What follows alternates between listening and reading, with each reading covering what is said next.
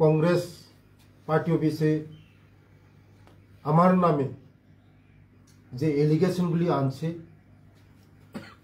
প্রথম এলিগেশন আনছে যে স্বর্গীয় ডাক্তার ইলালুর বিল্ডিং নাকি আমি 60 কোটি টাকা দিয়া বিল্ডিং খরিদ করছি।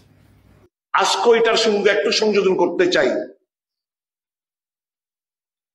আমি জিজ্ঞেস করতাম না যে প্রাক্তন যে ডক্টর, স্বর্গীয় ডাক্তার ইলালুদের বাড়িটা 60 কোটি টাকা দিয়ে আপনি যে কিনেছেন, ওইটার চাবি আমি চাবো না যে ওইখানে গিয়ে আমি একটু বসবাস করুন। আমি বিকাশ দেববর্মার কাছে আমি ওই বাড়ির চাবি আমি চাইবো না। এটা হচ্ছে new edition to what have stated in the floor of the house. মুখ্যমন্ত্রী কি উত্তর দেবে? আপাত মস্তক করাপশনে জর্জরিত এই সরকার।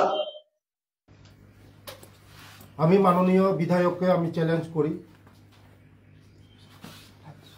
যে অ্যাডভাইজার কমিউনিটি যে উনি আমার নামে যে ইলিগেশন করেছে, যে আমি 60 কোটি টাকা দিয়ে আমি এই বিল্ডিং করেছি, যে বলেছি এই বিল্ডিং যদি প্রমাণ করে যে বিকাশ দেববর্মা এই বিল্ডিংটা খরিদ করেছে, এটা কিনেছে বিকাশ দেববর্মা, যদি প্রমাণ করতে পারে,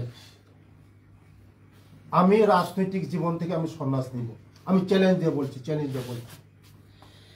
আর যদি উনি প্রমাণ যদি না করতে পারেন,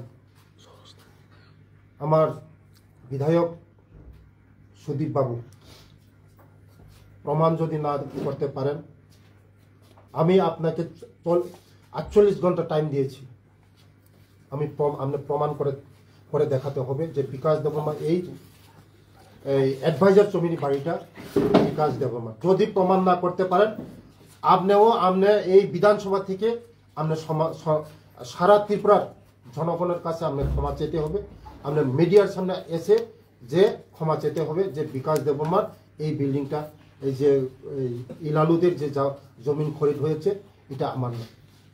আমি এটা বলছি যে এই ডক্টর ইলালুর যে অ্যাডভাইজার জমিনের যে বিল্ডিংটা আমি খরিদ করি নাই।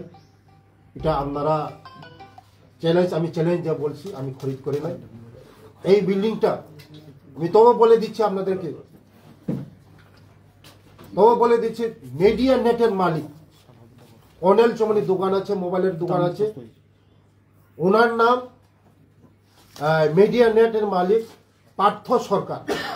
উনি এই জায়গাটা খরিদ করেছেন এবং 29/1/2024 ও রেজিস্টার করেছে।